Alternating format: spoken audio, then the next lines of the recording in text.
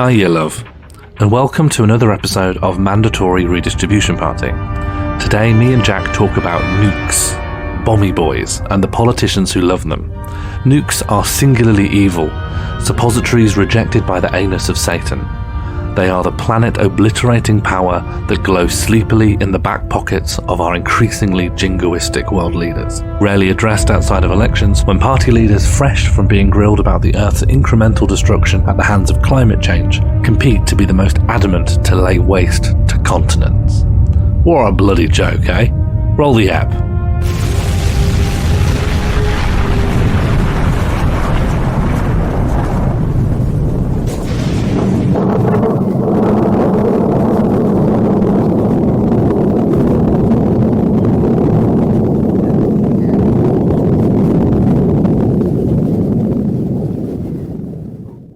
Sean, I'm really worried about South Africa. Oh no, what's happened? Do you know they were in danger? South Africa? South Africa's in danger. I'm also really worried about Kazakhstan. What's happened in Kazakhstan? I'm also really worried about Belarus. Hang on, I'm not even over the South Africa news. What's happened in Belarus? They've dismantled their nuclear arsenals. They're completely undefended. It was nice living in a world that contained a Kazakhstan, a Belarus, and a South Africa, but... Well, Kazakhstan had 1,400 nuclear warheads from the Soviet Union. They got nothing now. They're defenseless. Belarus had 81. They're nude. They are naked in the battle zone. South Africa, nothing. They got rid of them in 1991. 1991? Gone. That's it. They're going to be first on the chopping block. They've really risked it. They've been naked. Yeah. They have been naked at the negotiating table for 3 decades. Worse than the negotiating table. It's like climbing out of the trenches with your kecks off. Yep. Nude. Come at me, nuclear powers. So, we are presumably moments away. For South Africa could at any point be attacked by Namibia, Botswana, Zimbabwe, Mozambique. There could be a war at any moment. Yeah. People looking down at South Africa thinking, oh, we could have that land once it's completely irradiated and fucked. As soon as Namibia gets nukes, they're going to nuke South Africa and seize the irradiated paradise. Or just nuke the land just into the sea and then just raise the coast up so that more countries can have a larger coastline. Well, listen, Russia's still got nukes, and Kazakhstan's got like a border with Russia, so what's to stop Russia from just nuking? Yeah, for all the advantages, because think of all the advantages Russia would have of living next to a crater. Yeah, completely irradiated, apocalyptic hellscape. Yeah. That would then maybe, the radiation would go into the people of Russia. Like all radiation, it exists in the air and will be absorbed in the water cycle and will affect the neighbouring countries and cause birth defects. And what with the Chernobyl, that whole shebang, they'll definitely be enthusiastic about that happening again, right? But this time intentionally doing it. Yeah. Yeah. And the UK as well, like with our blistering love of the TV drama Threads. We're still going to be champing at the bit for an opportunity to launch Trident. Nukes save lives, Sean. And they save more lives than they kill. They're saving your life right now, listener. Yeah. Can you hear this? Listen to this sound. That's the sound of you being protected by a nuclear arsenal. Yeah. I didn't hear an explosion. Say thank you. Thank you. No, I was talking to the listener, but yeah. Okay, I was going to be a proxy. Thank you, nuclear bombs. Thank you. Thank you. I salute. I salute, teary-eyed salute towards a nuclear bomb. The power of apocalypse. We're both saluting right now. Yeah, can you hear? Can you hear? I'm going to rub it on my forehead so you know that my hand's up above my forehead. Stereo That's respect. Respect. The big bomb. Do you know how many there are? All estimates, because obviously I don't think anyone's being completely honest about what they got. Sure.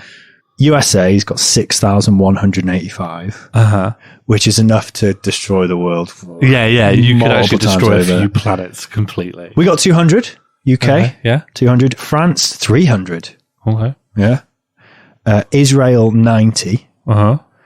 Pakistan, 160. India, 140. Russia, 6,490. China, 290. And North Korea, 30 shit ones. North Koreans don't even count, right? Because they won't be able to reach anywhere. Yeah, they do always just crash into the... Yeah.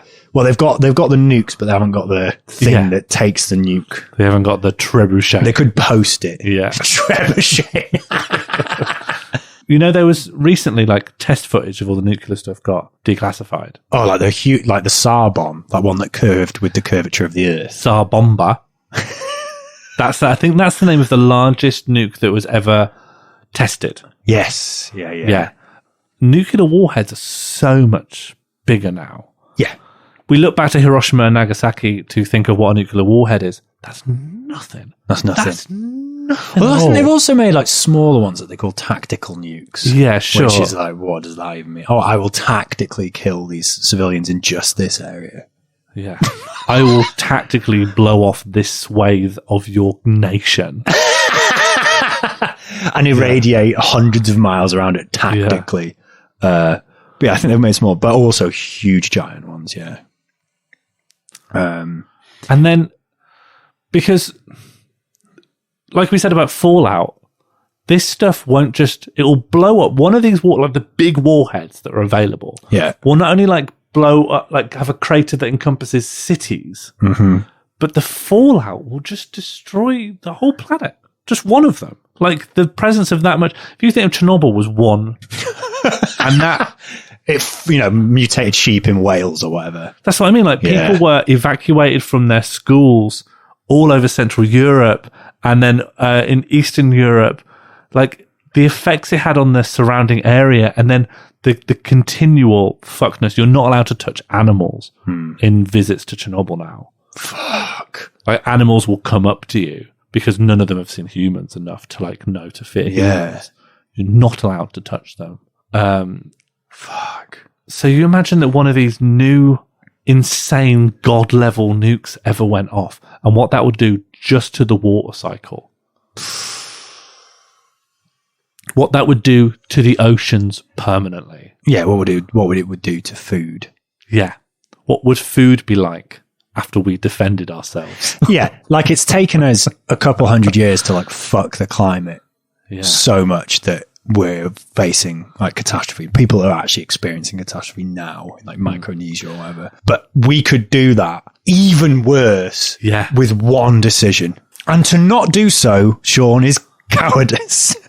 This is on the subject of like how long nuclear stuff lasts for. Have you heard of a branch of science? This is probably my favorite branch of academic research. Nuclear semiotics. No. Okay.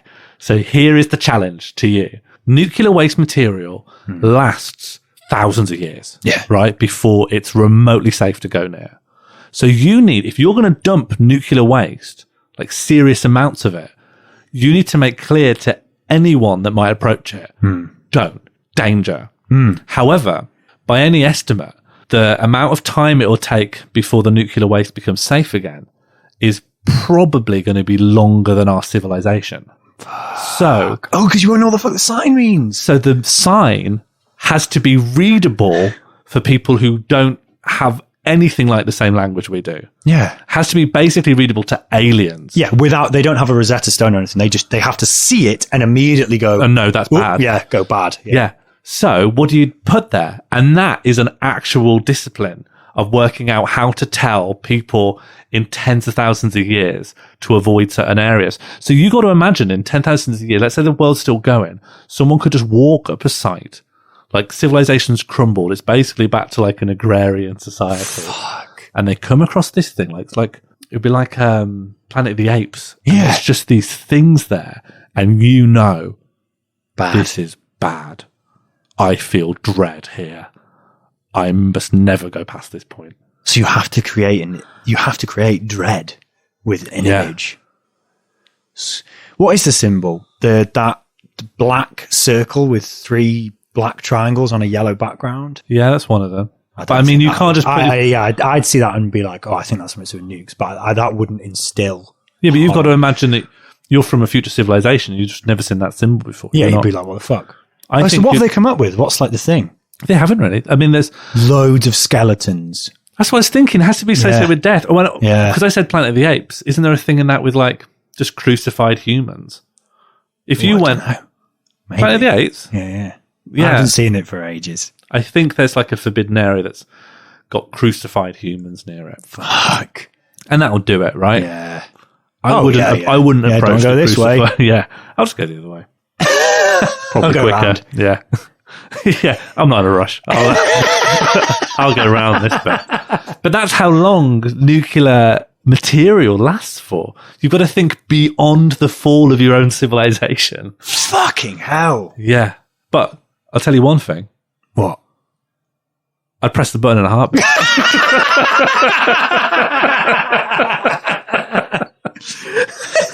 Mutually assured destruction, Sean. Yeah, the only way to win is to press it first. Is to have the will to kill. Have the biggest bomb. A weapon that will only ever be used against the civilian population. That has only ever been used against the civilian population. Well, how could it not be against?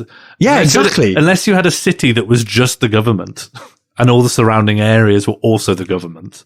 Yeah, and like barracks. Yeah. Yeah, how do those just war philosophers say nukes are fine? I guess they just do mutually assured destruction. Like the reason a nuke is good is that it's a deterrent, but it doesn't even make sense because loads of people died in the Cold War. Guatemala, Vietnam, Angola, hundreds of thousands of people, millions of people. This was the whole East game Timor theory thing of, genocide. like, yeah. Indonesia. Yeah, so it's a misnomer to say it was a Cold War. That's like a very Western. It's a Cold white- War between the two powerful states. Yeah. Who used all these proxy wars to Do conventional warfare. to do war. Normal Well, war. if we have nukes, we'll never Yeah. have a conventional. Oh, right. But what about all these wars? Yeah, what about the war that is ongoing? What about the fact we haven't had a planet without war? What about once? this global war? Yeah. What about the Middle East? You know, like depleted uranium in Iraq has caused more birth defects. Oh, Fallujah and all that. Yeah, like Yeah. the stuff we talk about, like Hiroshima and Nagasaki, in terms of like what it did to civilian population that was trying to reproduce. And it was depleted uranium bullets. Nothing compared to what's happened in Iraq. Like the birth defects there and the scale of them are mortifying. Well, and also the collapse of the infrastructure in Iraq that was decimated. Like Hiroshima was rebuilt and Japan was given shitloads of money after the war by the Americans. Sure, but I'm just talking about the nuclear, like the presence of depleted uranium in warfare. What was it in Fallujah? I'm not sure. I'm not Bullets or sure. bombs, something. I'm just Why? ready to fall out of Why? it. Oh, right. Well, it only kills people. Right. So we put some extra in. Yeah. Like if you've already got a bomb or a bullet, I want why a are you bullet then that's going? so strong it shoots through you to kids you've not even had yet? That's the only reason. And then someone is building that. And mate, good idea. Yeah. So you come in. I want a bullet to do that. I got the thing for you. Do we just need some depleted uranium, and you can pay us, and we'll make money? And then people will be like, you can't close the future bullet factory. 1,000 lads work in the future bullet factory. Yeah, might kill babies, but no babies round here. They haven't even been born yet. Like what? Used to be the future bullet factory was good, honest work. And then some of these hippies around here said, what about the future babies? Well, I don't see any. I don't see any around here. Let them don't fight on their behalf, stealing their valor. Let the future babies come to me. Let them tell me to stop producing future bullets. Well, sir, perhaps you could work in a wind farm, or you could apply your skills to some other form of manufacture. No, someone has to die. Someone's got to die. Oh, my dad worked in the future bullet factory, and his dad worked in the future bullet factory, and I'm going to work 6 days a week till I die, knowing I'm making future bullets. I actually run the union. I'm the rep. But I mainly deal with slipping hazards. And if the Labour Party try and close our future bullet factory, I'll let Mr. Corbyn know. I'll bring the lads out. The Prime Minister has to... what's the thing? Like the Prime Minister, when they're in, they have to write the instructions for the submarine. Yeah, it just says do it. Yeah, they could say anything. Signed. Just a winky face. Imagine if you could trick them, so you could pretend like, yeah, I've written the letter, but then you've got to like follow up and have a, don't look at it. Don't look at it. And then, the submarine commander opens it expecting it to be the orders, and it just says like psych or something. Or just says nukes are bad. Just a picture of Corbyn's smiling face. Just waving. That one of him holding a marrow. Fuck. Britain got a nuke from Attlee. Attlee like signed off on the research. Mm-hmm. But we were originally father of the NHS and of nuclear, our power to bring about nuclear apocalypse. Good old Attlee. But the special relationship with America, they saw themselves kind of as like partners in the whole nuclear research thing. Okay. And there's like primary sources where they're kind of referring to, they know the Americans are like, the Manhattan Project is like going faster than whatever the British element of the project is. But they kind of in notes refer to it as like our new weapon or whatever. And the Americans like, no, our new weapon. But at some point they got an agreement with FDR. He signed off to say like, oh, we'll share the technology or whatever. Mm-hmm. And then, once Attlee's in government, he's like, oh, can I just, can we check up on that? Because I was at that meeting.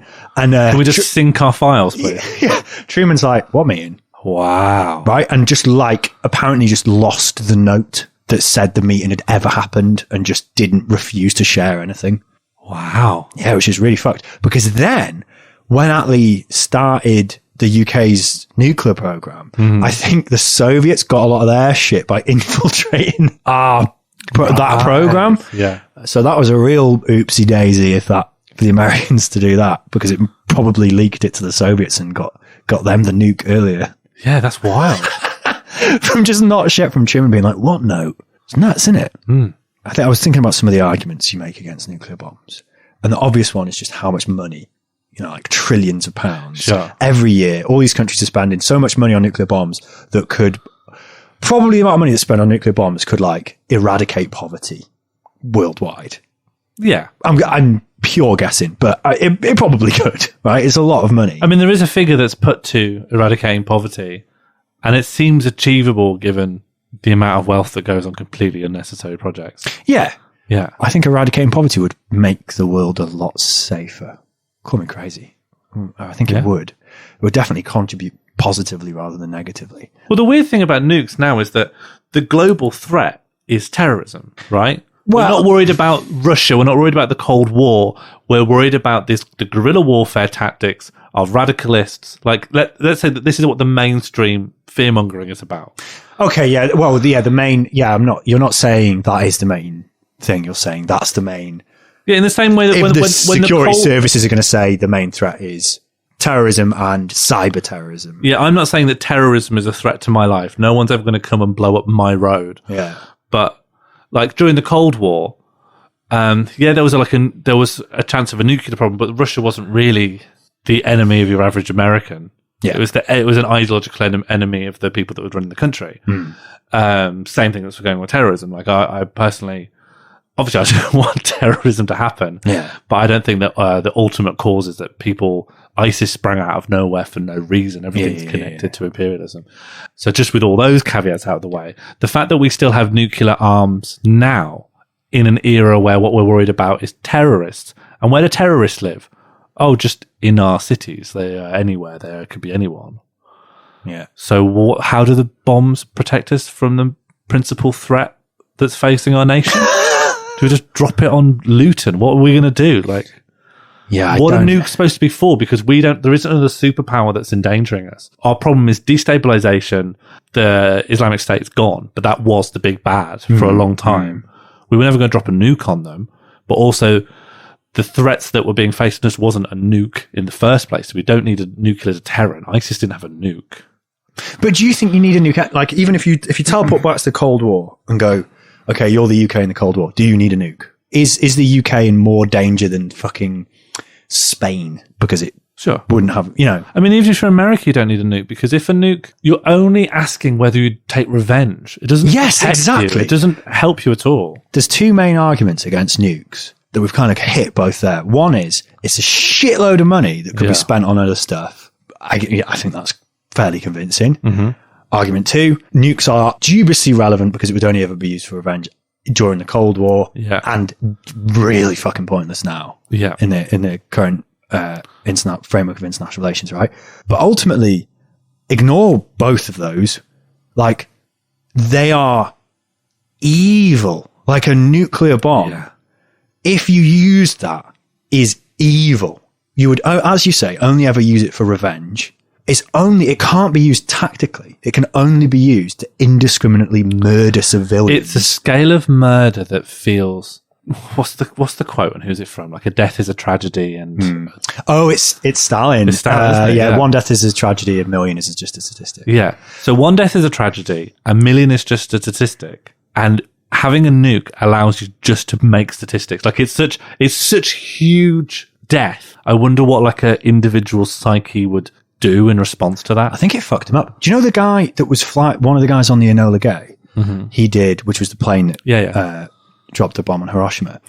He went on This Is Your Life, and they brought in like survivors of Hiroshima. Oh yeah, I've seen it online. I don't remember any of the details, but so I have no other material with which to converse about this. But yeah, that's the thing that happened.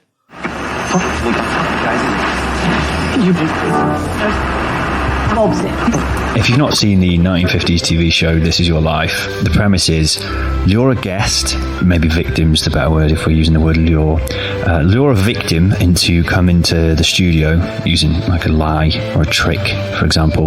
We'd like you to judge crafts, and then surprise them by saying, for example, Philip Schofield, this is your life. The host has a big red book they read from, which I think is supposed to be the victim's life, but they never really turn the pages. They mostly do this to celebrities, but every now and then they'd have someone else on, like this. So in 1955, the guest was a survivor of the American bombings of Hiroshima 10 years earlier, Methodist minister Kiyoshi Tanimoto.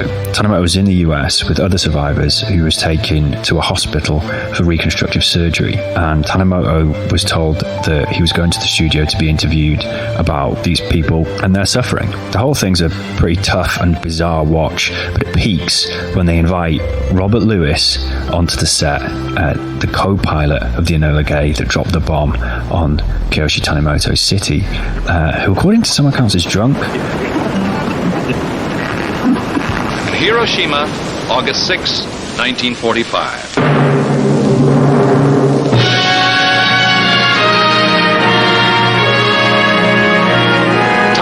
Standing still as our earth shakes to an explosion never before equaled.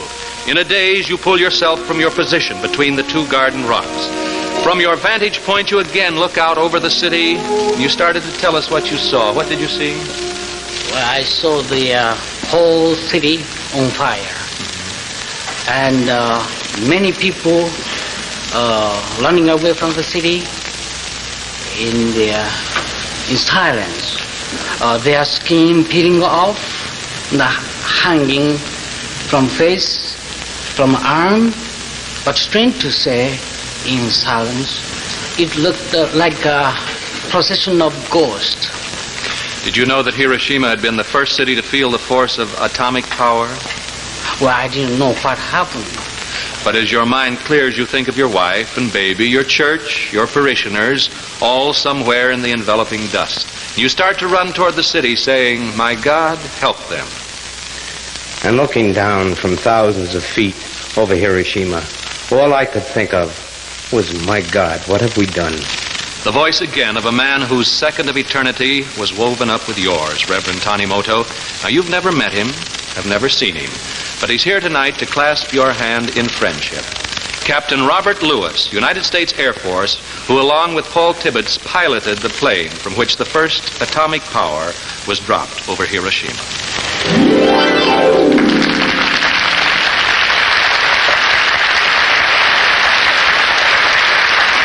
Captain Lewis, come in here close, and would you tell us, sir, of your experience on August 6, 1945? Well, Mr. Edwards, we left Tinian in the Mariana Islands at about 2:45 in the morning on August the 6th, 1945. Our destination was Japan. We had 3 targets. One was Hiroshima, one was Nagasaki, one was Kokura. About an hour before we hit the coastline of Japan, we were notified that Hiroshima was clear. Therefore, Hiroshima became our target. Just before 8:15 a.m. Tokyo time, Tom Farabee, a very able bombardier, carefully aimed at his target, which was the 2nd Imperial Japanese Army headquarters. 8:15 promptly, the bomb was dropped. We turned fast to get out of the way of the deadly radiation and bomb effects. First was a big flash that we got, and then the 2 concussion waves hit the ship. Shortly after, we turned back to see what had happened. And there in front of our eyes, the city of Hiroshima disappeared. Now, you entered something in your log at that time. As I said before, Mr. Edwards, I wrote down later, my God, what have we done? And so, Reverend Tanimoto, you on the ground and you on your military mission, Captain Lewis, in the air, both appeal to a power greater than your own. Thank you, Captain Robert Lewis, now personnel manager of Henry Heide Incorporated in New York City.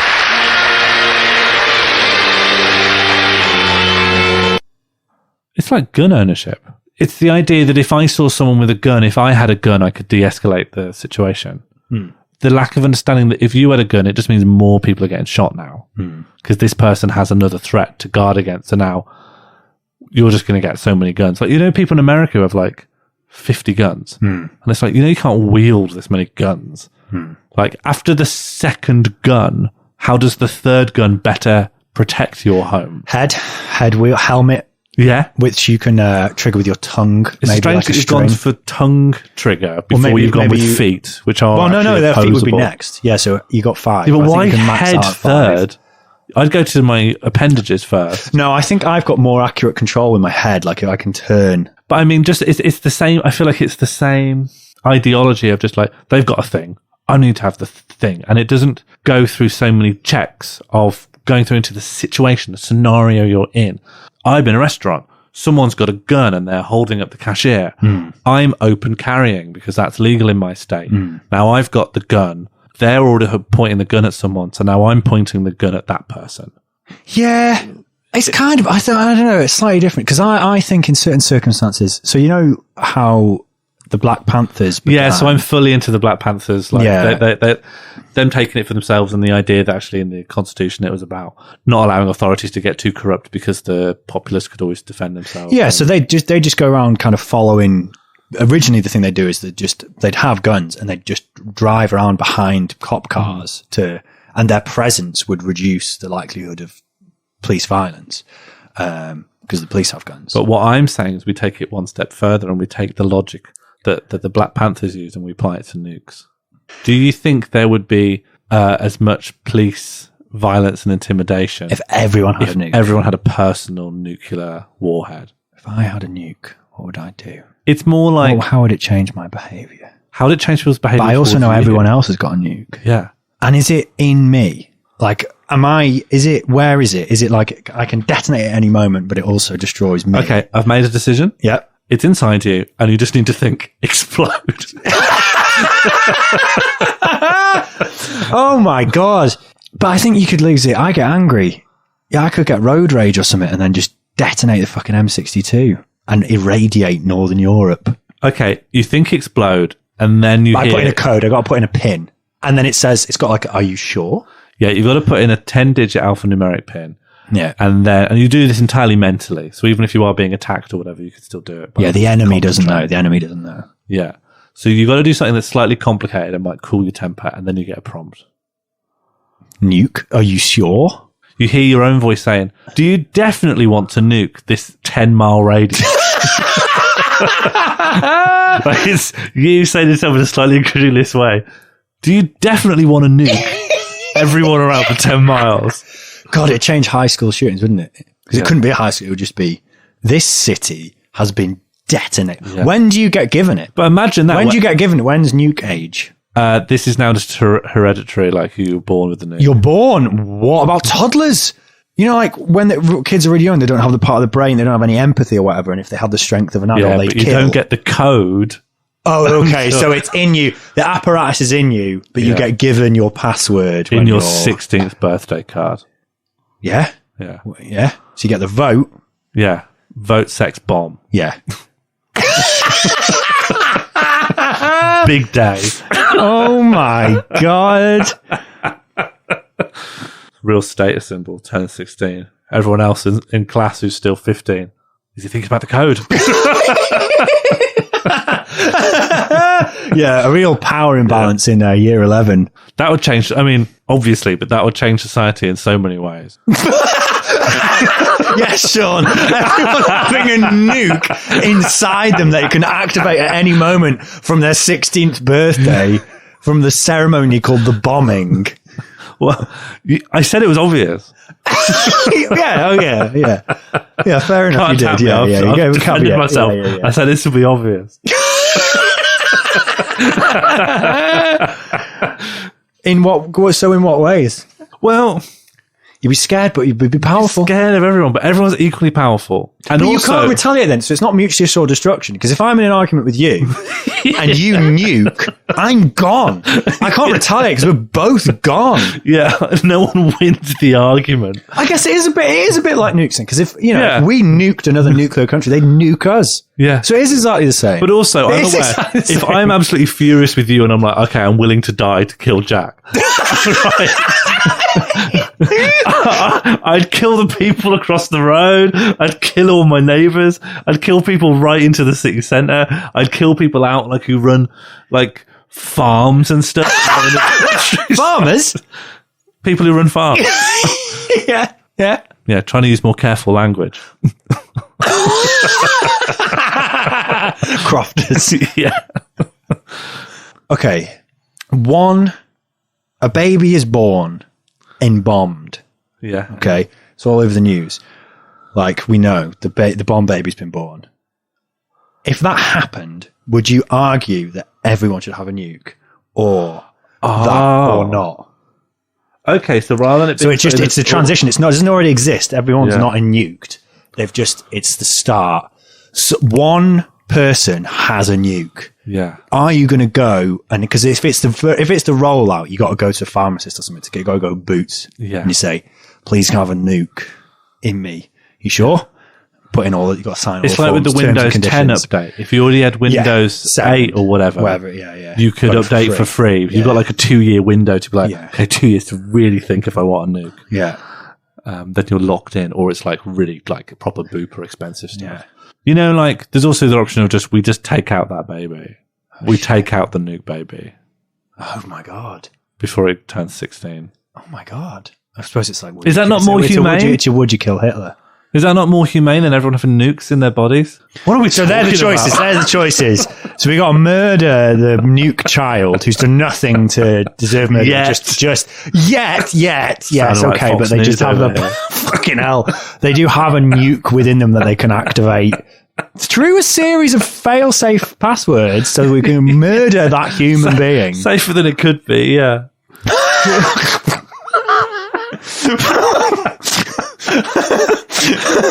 Or everyone has a nuke. Or everyone has a nuke. My Uncle John has a nuke. But this is the thing with nukes.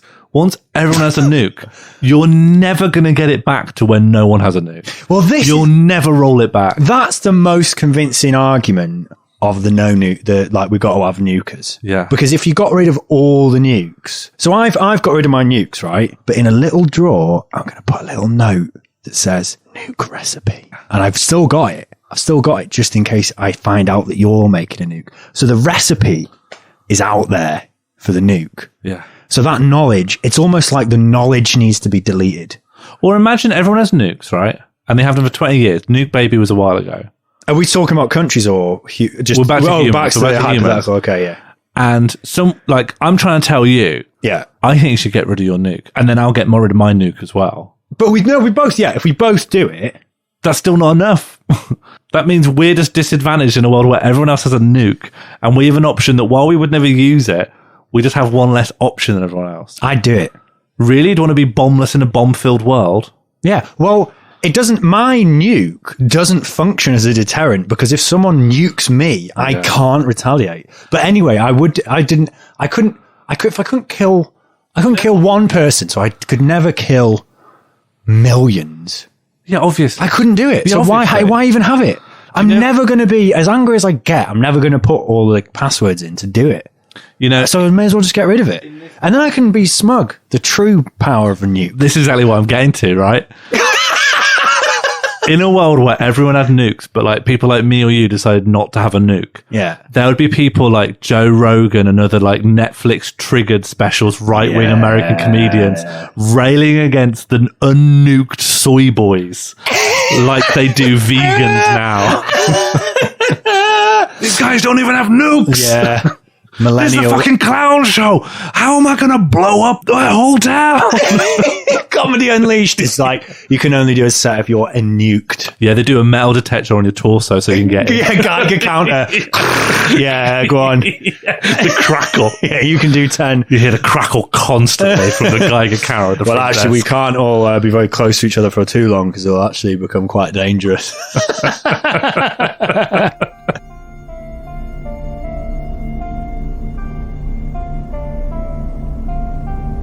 I see the plane in the sky, then a flash. I see a man without feet, walking on his ankles. I pass out. By the time I wake up, black rain falls from the sky. I see a dead city. The words of Kanuko Lasky. Kanuko was 16 when the United States dropped the atomic bomb on Hiroshima. Its million-degree fireball destroying 13 square kilometers, igniting birds mid-flight and vaporizing human flesh. The explosion drove hundreds of shards of glass through Kanuko's skin and split open one of her eyes.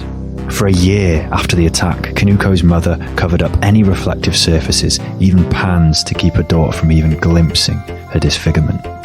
A week after the explosion, that had in moments turned the flesh and bones of tens of thousands of human beings to ash, US President Truman defended his indiscriminate mass murder against American church leaders critical of his attack.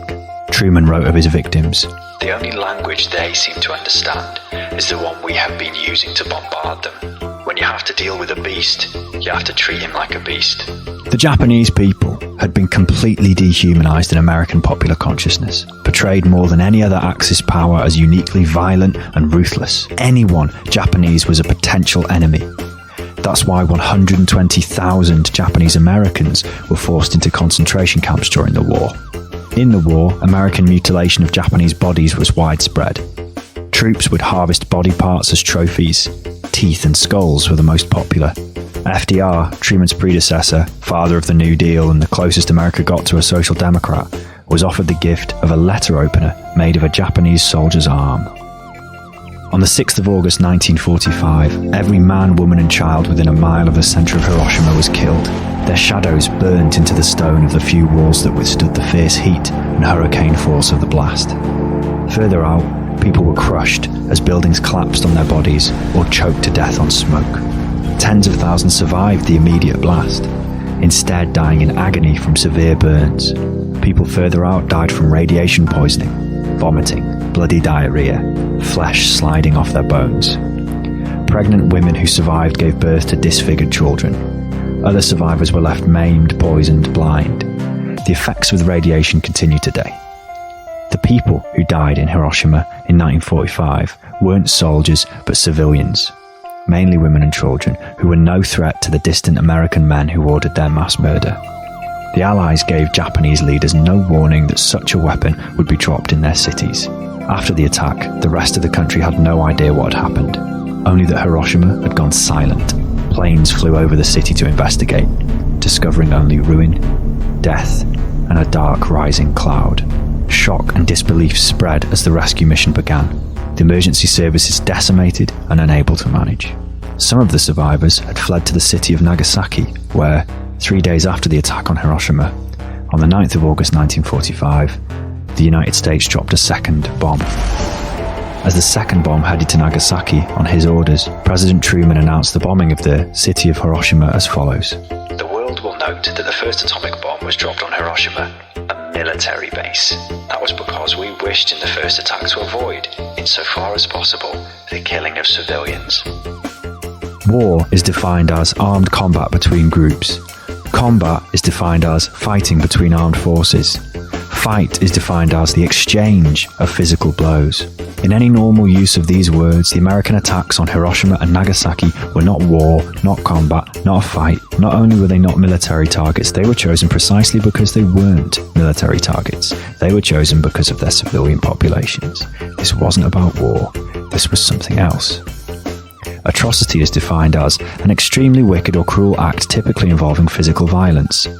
Terrorism is defined as the use of violence and intimidation, especially against civilians in the pursuit of political aims. Murder is defined as the premeditated killing of one human being by another. In 1960, Leo Szilard, the man who had conceived of the nuclear chain reaction in 1933, said, "Suppose Germany had developed 2 bombs before we had any bombs. Suppose Germany had dropped one bomb, say, on Rochester, the other on Buffalo, and then, having run out of bombs, she would have lost the war.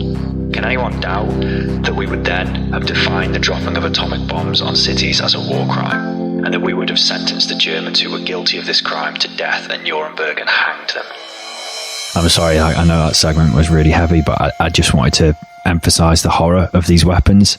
Weapons that have only ever been used to mass murder civilians, would only ever be used to mass murder civilians, and have only ever been used by the United States. We live in a country where opposing these weapons is seen as extreme, and supporting them is seen as not just normal, but expected of the people who might control them. Fuck that. Would you ever be prepared to use a nuclear weapon? Yes. That was a brilliant short answer. Thank you very much. Which world leader would you call first if you became Prime Minister?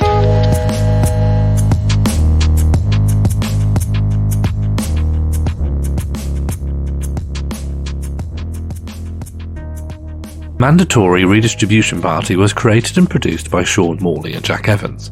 Our main theme was created by Ella Jean, with additional music by Jack Evans, inspired by Orchestral Manouvers in the Dark's Enola Gay. We've got a show tonight in Leeds at Bolshevism Comedy Club. However, it's likely in the past or far away from you, so don't sweat it. If you want to help us out in some way, you could tell a mate, leave an iTunes review, or just scribble our podcast title in the toilets of a squat. Your life is yours to lead. Ta. Goodbye.